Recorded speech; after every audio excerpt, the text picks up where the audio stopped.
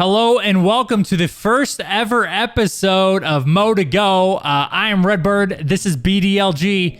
Bordy, this is our first ever episode of the show. We want to kind of give you guys a quick intro on what we're trying to do here.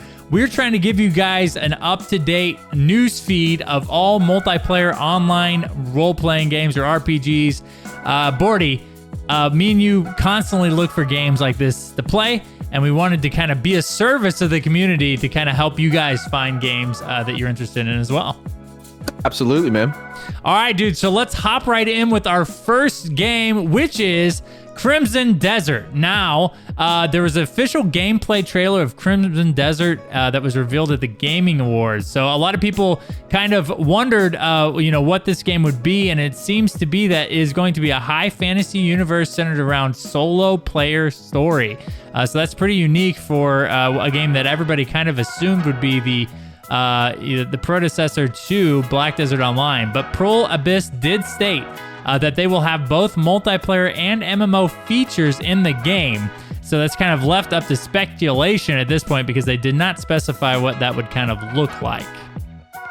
Yeah, interesting. So next on the docket, we have a new Ultima Online shard. This one I'm particularly excited about because I'm a huge Ultima Online fan. So there is a new shard, and they call servers an Ultima Online shard. So a new shard called UO New Legacy. So New Legacy is a server that launches with the original map of Britannia using the customized rule set focused on a core RPG experience. So they have completely rethought, reworked, and redesigned several core gameplay experiences with the goal of rekindling the classic experience of Ultima Online, but it's focused on keeping true to the roots of Ultima as an RPG. So there is no release date as of yet, but that is a new server, a new shard coming to Ultima Online.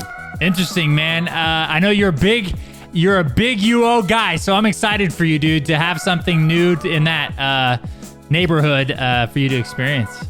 Absolutely, man. All right, so there is a new ARPG in the works, and it is a little bit of an indie product called Last Epoch. So this recently in December, Last Epoch released its final playable class, the Rogue. So for those of you who are unfamiliar, what Last Epoch is again an ARPG like developed by an indie game studio similar to Diablo 3 Apex Path of Exile, The game is currently in beta early access, but players can buy into the game for as little as $35. All right, and then we have Elder Scrolls Online. So I used to play a ton of ESO. This is an amazing game. I love it. So at this time of year, especially, there's a lot of fun in Elder Scrolls Online. Right now, they have the new Life Festival is about to start. Well, actually started today as the recording of this video, Thursday, December 17th, and runs until Tuesday, January 5th.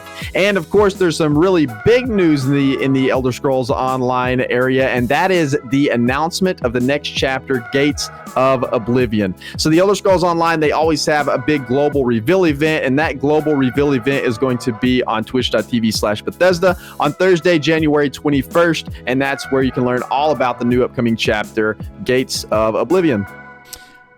Dude, me and you used to play a lot of Elder Scrolls Online in the past, and it's kind of cool to see them hitting Skyrim and Oblivion, two games that I think we both kind of assumed that they were going to kind of venture into to kind of hit that little bit of a cash cow for Elder Scrolls fans. So it's exciting to see them finally go back to Oblivion.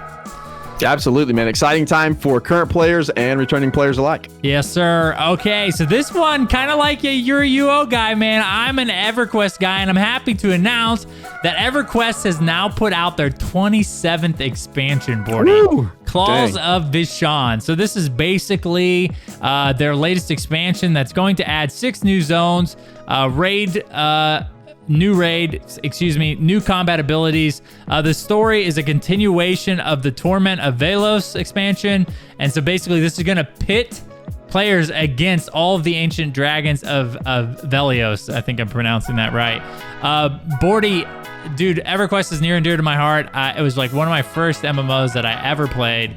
And it's just cool to see that this game continued to thrive and put out expansions. Dude, 27 expansions is a lot. That's incredible that the game is still going so strong. That's awesome, man.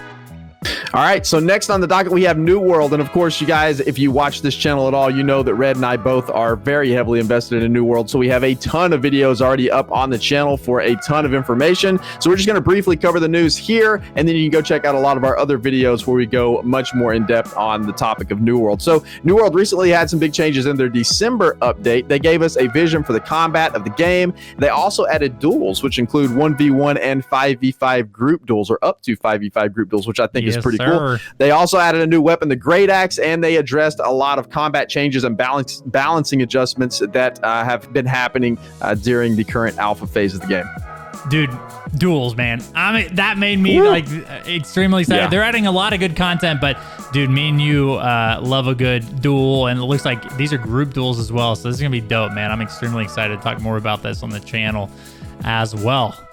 Yes, sir. All right, so Bless Unleashed. It is a new version of what used to be Bless Online coming to PC. Now, this version of the game, or this iteration of the game, is available on PlayStation 4 and Xbox One, but they are looking to bring the game back to PC where it originally started as Blessed Online. So they continue to work through these improvements for the PC version from the playable beta that was earlier this year. They reassured fans that they will not stop improving upon the player feedback that they've gotten on the game until it's ready. So this is, again, Bordy, I think a very important thing for them to nail, given the, the failures of Bless Online in the PC community. Yeah, absolutely, man. I'm kind of excited to see how this one turns out. This brings us to our final talking point of the day or the night or whenever you're enjoying this video. And it is, Bordy, a pretty big piece of news that me and you just discovered a little bit before the show. Yes. Yes. You want me to say it? I'll say it. Yeah, okay. I'll say it. The League of Legends MMO, dude. And I had to say it, man, because I'm a huge League guy. So in a recent tweet from the VP of IP and Entertainment of Riot, Greg Street, aka Ghost Crawler on Twitter, he said the following in this tweet. He said, "I have news. My recent job at Riot has been to develop the League universe, which we're going to need because it is time. My new job is to kick off a big, some might say massive game that many of you and many Rioters have been asking us to create." And then it says, "P.S. We're hiring." So there hasn't been any specifics on the MMO just yet. No release date, no specifics to speak of, but it is confirmed, and an MMO for League of Legends is finally happening. This is huge news, man. This is huge and an awesome news. Yeah, dude, and I can't think of bigger news to use as our main topic for the first ever episode of the show. Dude, this is a great time to be interested in MMOs. Bordy, there isn't a bigger IP out there that I can think of that needs an MMO than League of Legends, man. And it's kind of destined, I think, to become an MMO at this point. I think, one of the most successful, obviously the most successful MMO is World of Warcraft, and we all know that kind of got its origin story and all of the characters from the base game from Warcraft 3 and Warcraft 2 and games like that. And those games were nowhere near as fleshed out as League of Legends is. So, Bordy, I can't wait to see what they do. Obviously, you think Riot is definitely not going to shortchange us if they're going to put out a new MMO.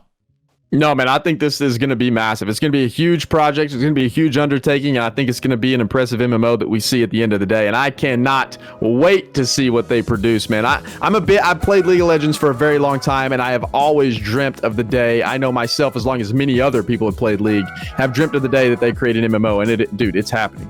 This is incredibly exciting for MMO players and League players in general. It's awesome. Yeah. So obviously we don't know a lot yet, but we definitely wanted to give you guys an announcement in case you missed it like we did, which it basically happened today, the day we're recording this.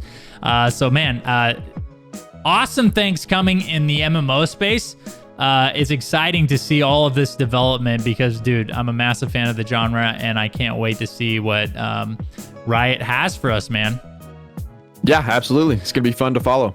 All right, Bordy. Well, that about does it for the first ever episode of Motigo. Guys, hit that sub button, the notification bell for more episodes of Motigo. If you are interested in Ashes of Creation, New World, we also cover those games pretty extensively on the channel.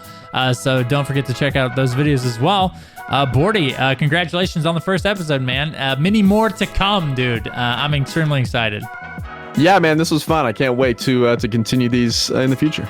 All right, guys. Thank you again for watching the show, and we'll see you next time.